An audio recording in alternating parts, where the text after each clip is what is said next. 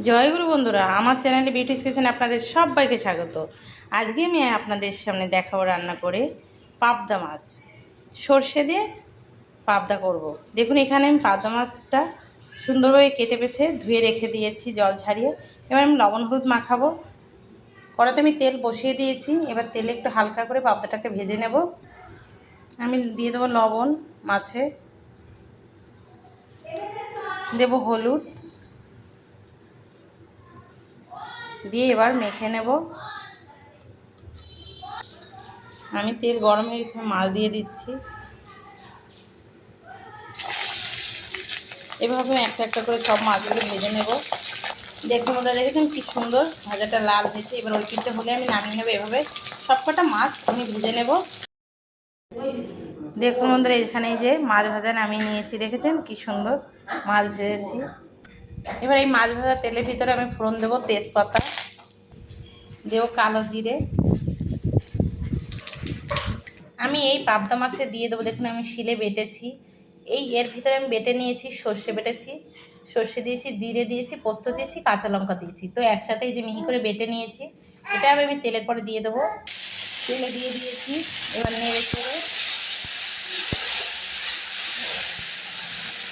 আমি সামান্য পরিমাণে জল দিয়ে দেবো মশলাটা একটু জাল হওয়ার জন্য। আমি দিয়ে দেবো লবণ,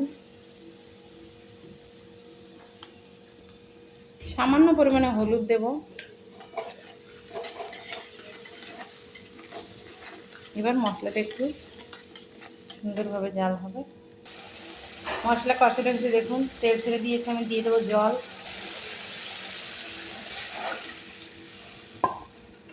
জল দিয়ে আর একটু দেবো জল।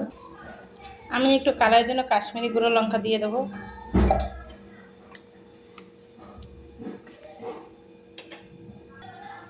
ঝোলে দেখুন কি সুন্দর জাল হচ্ছে। এবার আমি মাছটা দিয়ে দেবো।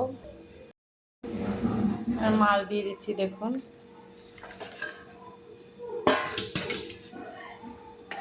এবার মাছ দিয়ে দেখুন বন্ধুরা, হয়ে গেছে পাবদা মাছের সর্ষে বাটা দিয়ে ঝাল। এবার আমি নামিয়ে নেব। দেখুন বন্ধুরা, পাবদা মাছের ঝালটা দেখেছেন কেমন তেল ভাসছে, একদম তেল ছেড়ে দিয়েছে। তো আমার এই পাবদা মাছের কমেন্ট করতে কিন্তু ভুল করবেন না, সাবস্ক্রাইবটা করে দেবেন। জয় গুরু।